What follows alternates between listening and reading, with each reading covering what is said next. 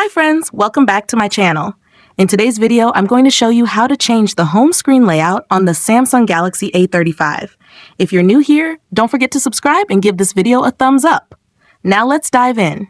Step 1. First, unlock your phone and open the Settings application. This is where you can find various customization options for your device, including display settings, security settings, and accessibility features. Step 2. Now, locate the search icon in the top right corner and tap on it. The search feature makes it much easier to find specific options without having to scroll through multiple menus manually. Step 3. In the search bar, type Home Screen Layout and wait for the results to appear. This will bring up relevant options related to your home screen settings. Step 4. After performing the search, find the Home Screen Layout option from the search results and tap on it. Choose the Home Screen Layout option again.